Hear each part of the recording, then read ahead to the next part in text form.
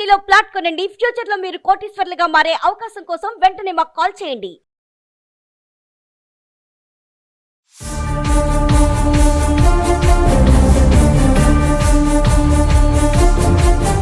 నమస్తే, welcome back to Suman TV. Present మనతో పాటు ఉన్నారు అనలిస్ట్ మందర్ కృష్ణారెడ్డి గారు. నమస్తే సార్. నమస్తే అమ్మా. సార్, కొత్తగా ఆర్బీఐ కొన్ని న్యూ రూల్స్ తీసుకొచ్చింది. అంటే ₹1,00,000 కనుక నష్టం జరిగితే ₹1,00,00,000 నష్టపరిహారం ఇస్తామని చెప్పేసి కొన్ని 238 కొత్త రూల్స్ అంట. ఒక్కసారి వివరాల్లోకి వెళ్తే ఏంటి, లక్షకి ₹1,50,00,000 నష్టపరిహారం ఏంటి అంటే? ఇప్పటిదాకా బ్యాంకింగ్ వ్యవస్థలో కస్టమర్ ప్రయోజనాలకు కొంతవరకు మాత్రమే పీఠం వేసి బ్యాంకింగ్ లాభాల కోసం ఎక్కువగా ఆలోచించేటువంటి పరిస్థితులు ఏర్పడ్డాయి. ఎందుకంటే బ్యాంకులు నష్టాల పాలైనట్టయితే అవి పనిచేయలేవు. బ్యాంకులు పనిచేయకపోయినట్టయితే చాలా వరకు ప్రభుత్వం సంబంధించినటువంటి కార్యకలాపాలన్నీ స్తంభించిపోయే అవకాశాలు ఉంటాయి. ముఖ్యంగా పేదవాళ్ళకి, బిలో పావర్టీ లైన్లో ఉండేటువంటి వాళ్ళకి, రైతులకి, ఇలాంటి వాళ్లకు సకాలంలో లోన్స్ ఇవ్వకపోయినట్టయితే అసలు మొత్తం ప్రభుత్వ కార్యక్రమమే కాదు, దేశం మొత్తం స్తంభించిపోయే అవకాశాలు ఉంటాయి. కాబట్టి ఆ బిలో పావర్టీ లైన్లో ఉండేటువంటి ప్రజలందరికీ సకాలం లోపల కావాల్సినటువంటి ఆర్థిక సహాయం అందడం కోసం చెప్పి బ్యాంకులకు కొంత స్వేచ్ఛ ప్రసాదించే పరిస్థితులు ఏర్పడ్డాయి.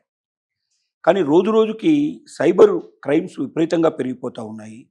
బ్యాంకుల్లో థెఫ్టులు విపరీతంగా జరుగుతున్నాయి. బ్యాంకుల్లో మోసాలు విపరీతంగా జరుగుతున్నాయి. అకౌంటబిలిటీ అనేది లేదు.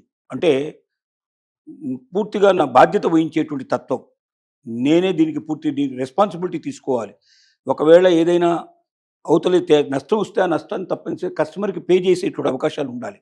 అలాంటి అకౌంటబిలిటీ లేకపోవడం వల్ల బ్యాంకులలో కస్టమర్స్కి విపరీతంగా అన్యాయాలు జరుగుతుంటే కనబడుతుంది.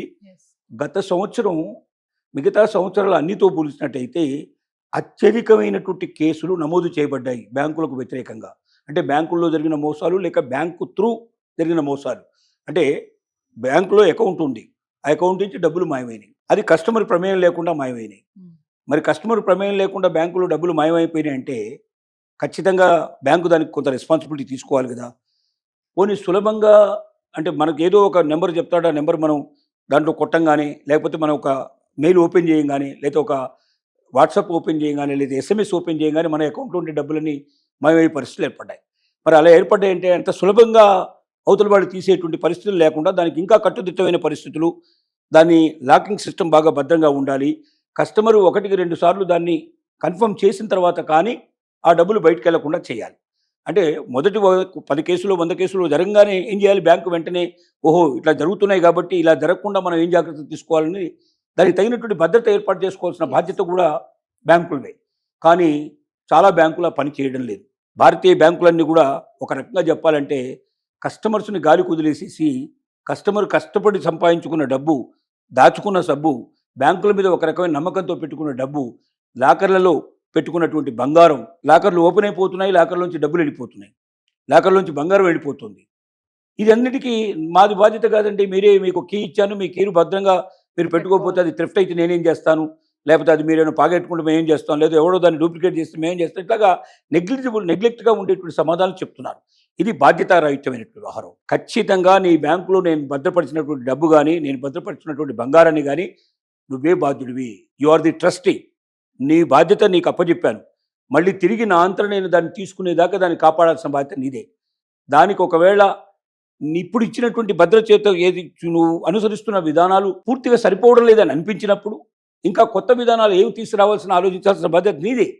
ఇంకా నీ మీద అంత నమ్మకం పెట్టి వేలాది మంది, లక్షలాది మంది నీ దగ్గర డబ్బు దాచుకుంటూ బంగారం దాచుకుంటున్నప్పుడు దాన్ని తగిన విధంగా భద్రత చేకూర్చాల్సిన బాధ్యత నుంచి తప్పుకుంటే అది సరైన విధానం కాదు, అది బాధ్యతారహితమైన చర్య అని రిజర్వ్ బ్యాంక్ ఆఫ్ ఇండియా మీద విపరీతమైనటువంటి ఒత్తిడి. ఎందుకంటే ఆర్బీఐ మన దేశంలో ఉండేటువంటి బ్యాంకులన్నింటినీ కూడా పర్యవేక్షించేటువంటిది, మానిటరింగ్ చేసేటువంటివి, అవసరమైతే బ్యాంకులకి షరతులు విధించేటువంటివి, బ్యాంకుల్ని సక్రమైన పద్ధతిలో నడిపించేటువంటివి. అంటే బ్యాంకులకు సంబంధించిన చట్టాలన్నీ చేసేది ఎవరంటే ఆర్బీఐ చేస్తుంది. కాబట్టి ఆర్బీఐ ఏం చేసిందంటే ఒక 200కు పైగా 238 దాకా ఉండేటువంటి కొన్ని షరతుల్ని, కొత్తగా కొన్ని నిబంధనల్ని తీసుకురావాలని ఒక ముసాయిదా తయారు చేసింది. ఈ ముసాయిదాని ఏం చేసిందంటే దీని మీద అన్ని ప్రపోజల్స్ పెట్టారు. ఇదిగో దీన్ని ఇందుకోసం పెడుతున్నాం, దీనికోసం పెడుతున్నాం, ఇలాంటి కండిషన్స్ అన్ని కొత్తగా బ్యాంకుకు మేము ఏర్పాటు చేయబోతున్నాం. ఇది మీకు సమ్మతమేనా, లేక దీంట్లో ఇంకా ఏవైనా మార్పులు చేర్పులు తీసుకురావాలా? ప్రజల యొక్క పూర్తిగా మీ అందరి అంగీకారంతో లేదా మీ అందరి సూచనలతో దీన్ని పకడ్బందీగా అమలు చేయాలనుకుంటున్నాం. ఇప్పుడు జరుగుతున్నది ఈ రకంగా జరుగుతుంది కాబట్టి ఈ రకంగా దానికి మనం తాళం వేయడానికి అవకాశం ఉంది. ఈ రకంగా భద్రత మనం చేకూర్చే అవకాశం ఉంది. కాబట్టి బ్యాంకులు దీన్ని పాటించాలి మేము ప్రపోజల్ పెడుతున్నామని 200కు పైగా సూచనలతో కూడినటువంటి ఒక పత్రం తయారు చేసి ఆ పత్రాన్ని ఓపెన్గా వెబ్సైట్లో పెట్టారు. ఈ ఆర్బీఐ వెబ్సైట్లోకి వెళ్ళి ఎవరైనా దాన్ని ఓపెన్ చేసి చూసుకొని దాన్ని డౌన్లోడ్ చేసుకుని దాంట్లో చెక్ చేసుకొని దాని లోపల లేకపోతే దాంట్లోనే టిక్కు పెట్టుకుంటూ లేదా ఏమైనా చేంజెస్ కావాలంటే దాంట్లోనే రాసి ఆర్బీఐకి తెలియజేసినట్టయితే అందరి అభిప్రాయాలు వచ్చిన తర్వాత దానికి సమ్ టైం ఒకటి గ్యాప్ పెట్టారు. మనం వెబ్సైట్ ఓపెన్ చేస్తే దాంట్లో లాస్ట్ డేట్ కూడా మనకు కనబడుతుంది. ఆ లాస్ట్ డేట్లో వచ్చేటువంటి సజెషన్స్ అన్ని తీసుకొని ఆ సజెషన్స్ ప్రకారంగా దాంట్లో ఏవైతే అంగీకరించబడాలో దాన్ని లేదా ఏవైతే మార్పులు చేయాలో మార్పులు చేయడం, తొలగించాల్సి ఉంటే తొలగించడం, కొత్తవి ఏమైనా తీసుకోవాల్సి ఉంటే తీసుకోవడం అన్నీ చేసి పర్ఫెక్ట్ వే లోపల దాన్ని రూపొందించి దాన్ని 2026 నుంచి అమలు చేయాలని నిర్ణయించుకుంటున్నారు. అంటే ఇంకొక 1 మంత్ తర్వాత లేదా మార్చి అయిపోయినాక ఏప్రిల్ 1 నుంచి మనకు జనరల్గా ఆర్థిక సంవత్సరం ప్రారంభమయ్యేది ఏప్రిల్ 1 నుంచి స్టార్ట్ అవుతుంది కాబట్టి ఆ లోపుగానే అనేది దాన్ని అమలు పరచాలని జనవరి 1 కానీ ఏప్రిల్ 1 నుంచి కానీ అమలు చేయాలనేది రిజర్వ్ బ్యాంక్ ఆఫ్ ఇండియా ఆలోచిస్తున్న విధానం. ఇది చాలా మంచి ప్రయోజనకరమైన విషయం. ఇప్పుడు దీని లోపల మనకు 2 విషయాలు వస్తున్నాయి. ఒకటి, సైబర్ క్రైమ్ జరిగినట్టయితే మన అకౌంట్లో మనకు తెలియకుండానే డబ్బు వెళ్ళడం కానీ లేదా మనల్ని వాడు ఏదో అడిగాడు మనం ఏదో చెప్పాము వాడు డబ్బు తీస్తాడని మనం అనుకోలేదు, ముందు 10 రూపాయలు పంపిస్తారు, 1 రూపాయి పంపిస్తారు, ఇది నీకు కన్ఫర్మ్గా వచ్చిందా లేదా చెప్పమంటారు, వచ్చినట్టయితే నువ్వు పలాంది నొక్కమంటారు. అలా నొక్కేసరికి మన అకౌంట్ ఉండే డబ్బులనే ఎగిరిపోతాయి. అంటే ఇది డైరెక్ట్గా బ్యాంకు వాడు చెప్పిన మెథడ్లో జరగట్లేదు, ఇది ఇండైరెక్ట్ మెథడ్లో జరుగుతుంది. కాబట్టి దీనికి ఏం చేశారంటే 3 రోజుల లోపల ఎవరైనా కస్టమరు కంప్లైంట్ చేసినట్టయితే, అంటే నా డబ్బులు వెళ్ళిన రోజు నుంచి నా అకౌంట్ నుంచి డబ్బులు వెళ్ళిన క్షణం నుంచి 3 days లోపల కంప్లైంట్ చేసినట్టయితే ఆ డబ్బుకు పూచీకత్తు మొత్తం టోటల్గా బాధ్యత వహించాల్సింది మొత్తం బ్యాంకే. ఒక్క పైసా కూడా కస్టమర్ నష్టపోవడానికి వీల్లేదు అనేది ఒక నిబంధనలు దాంట్లో కొత్త నిబంధనలు చేర్చిన విధానం. రెండోది ఏమిటంటే బ్యాంక్ లాకర్కు నేను రెంట్ ఎంత కడుతున్నాను. సపోజ్ సంవత్సరానికి నేను ₹1,00,000 రెంట్ కట్టినట్టయితే లాకర్కి దాంట్లో ఏమైనా సామాన్లు పెట్టని ఏ సామాన్లు పెట్టకపోని సామాన్లు పెట్టే డిక్లరేషన్ ఇవ్వరు దాంట్లో. ఎందుకంటే లాకర్లో పెట్టే డబ్బు బంగారం ఇంత పెట్టుకున్నాను డబ్బు ఇంత పెట్టుకున్నాను ఎవడు చెప్పడు. లాకర్ అంటేనే నాకు సొంతంగా నాకు కావాల్సిన వాటిని నేను దాంట్లో భద్రపరిచేటువంటి స్వేచ్ఛ నాకు ఉన్నప్పుడే దాన్ని లాకర్ అంటాం. ఆ లాకర్ పర్సనల్ విషయాలు ఉంటాయి దాంట్లో, ఏదైనా పాత్రలు పెట్టుకోవచ్చు, ఏదైనా పెట్టుకోవచ్చు. ఏదైనా పరిస్థితిలో ఒకవేళ కాలిపోయినా లేక ఎవరైనా లాకర్ను ఓపెన్ చేసినా, అంటే కస్టమర్ ప్రమేయం లేకుండా ఓపెన్ చేసినా, లేదా ఇప్పుడు కీ తీసుకొచ్చినా సంతకం ఉండాలి కంపల్సరీగా. ఒకవేళ కీ ఎవరైనా మన బదులు ఇంకెవరైనా కీ తీసుకెళ్ళినా కూడా సంతకం ఒక టాలీ కావాలి. సంతకం టాలీ కాకుండా చేయడానికి వీల్లేదు. అందుకే ఒకరి లాకర్ ఇంకొకరు ఓపెన్ చేయడానికి వీలు పడదు. లేదా బలవంతంగా పోలీసు వాళ్ళు ఇట్లా వచ్చి ఏదైనా చట్ట ప్రకారం వచ్చి ఓపెన్ చేయడానికి, కోర్టు ఇచ్చేటువంటి జడ్జిమెంట్ ప్రకారం వచ్చి చేయడానికి అవకాశం ఉంటుంది. కానీ వేరే వాళ్ళు ఎవరు చేయడానికి వీలు పడదు.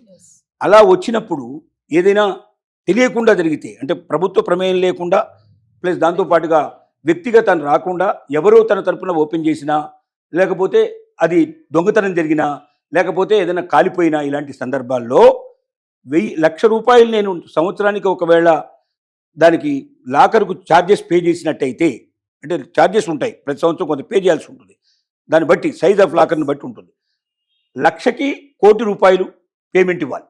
అలాంటిది ఏమైనా జరిగితే ₹1,00,000 సంవత్సరానికి కట్టేటువంటి రెంట్ కట్టేటువంటి వ్యక్తికి, కస్టమర్కి ₹1,00,000 రావాలి. అంటే ₹10,000 కట్టేవాడికి ఏం కావాలి, ఇంటూ 100 టైమ్స్ వేసుకోవాలి. ఇట్లా 100 సార్లు ఎక్కువగా డబ్బు వస్తుంది. అంటే మనం కట్టేటువంటి రెంట్కి 100 టైమ్స్ ఎక్కువ మనకు పే చేయాలనేది ఇప్పుడు కండిషన్ పెట్టారు. ఇలా అనేక రకాల కండిషన్స్ పెట్టారు, అకౌంటబిలిటీ పెట్టారు, బాధ్యతలు పెంచారు. అప్పుడు భద్రంగా ఉంటుంది కస్టమర్ యొక్క డబ్బు. కస్టమర్ నిర్భయంగా తన డబ్బును బ్యాంకులో పెట్టుకొని ఇంట్లో పడుకోవచ్చు. సైబర్ మోసాలకు అడ్డుకట్టబడుతుంది. ఒకవేళ సైబర్ మోసం జరిగినా వితిన్ 3 days లోపల దాని ఇన్ఫర్మేషన్ ఇస్తే ఆటోమేటిక్గా వ్యక్తిగతంగా బాధ్యత తీరిపోతుంది.